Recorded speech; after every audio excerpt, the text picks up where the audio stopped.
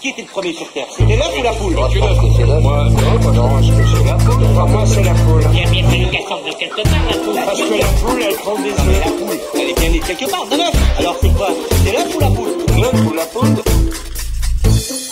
Alors on continue dans l'œuf ou la poule. On reçoit Anne-Gabrielle Ducharme, journaliste de La Relève pour l'ACFAS, avec une grande expérience en radio, puisque tu es aussi animatrice des Cogiteux à CISM, la radio de l'Université de Montréal. C'est exact, j'ai cette chance-là aussi. Et également à CIBL pour C'est pas nous qui avons commencé. Oui, également, là-dessus, je suis plutôt réalisatrice. Réalisatrice. Mon rôle de chroniqueuse est assez limité à cette émission-là. Et aujourd'hui, tu seras chroniqueuse et tu nous parles de l'impact social des musées. Oui, chers collègues, je me suis demandé pour vous, les musées ont-ils une vocation sociale? J'aurais tendance à vous répondre que oui, du moins de plus en plus. En effet, le Musée des Beaux-Arts de Montréal a lancé en 1999 le projet pilote Franchir le seuil, une initiative qui avait pour but de donner accès à l'art à des groupes marginalisés. Je parle ici par exemple d'itinérants, d'analphabètes, de survivants au cancer, de réfugiés, etc. L'initiative a connu un très grand succès. Pour vous donner une idée, depuis 1999, ce sont plus de 200 000 personnes qui sont venues au Musée des Beaux-Arts grâce à ce programme. C'est d'ailleurs pourquoi, dès 2004, Franchir le seuil s'est établi pour de bon au Musée des Beaux-Arts. Et comme vous le savez peut-être, quand on s'officialise, on change aussi de nom. Franchir le seuil est donc devenu le Musée en partage. Et malgré le changement de nom, c'est demeuré la même chose. Hein? Oui, absolument. Le concept est resté le même. Il s'agit toujours d'une collaboration entre des organismes communautaires et le Musée des Beaux-Arts qui donne lieu à la création d'ateliers éducatifs. Fait intéressant, chaque atelier est élaboré sur mesure pour les membres du groupe communautaire. C'est d'ailleurs très probablement ce qui a fait de cette initiative une réussite. Mais bon, certains pourront dire que cela va de soi puisqu'inévitablement, parler à des hommes itinérants, ce n'est pas exactement comme parler à des étudiants ou à des familles. La réussite du projet repose également dans le fait qu'il ne s'agisse pas en fait que d'une stratégie marketing ou d'une offre tarifaire avantageuse.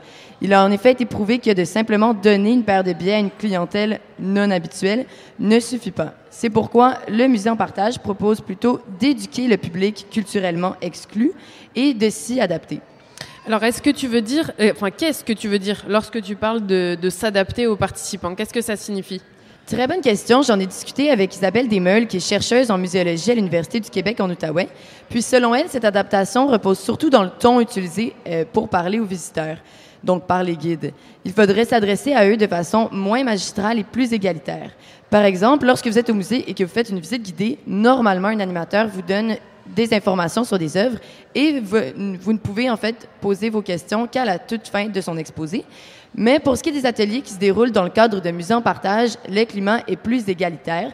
Ce ne sont d'ailleurs pas tous les guides qui sont à l'aise avec ce genre de visite, puisque, vous pouvez vous en douter, ce ne sont pas le même genre d'interaction qui en émerge.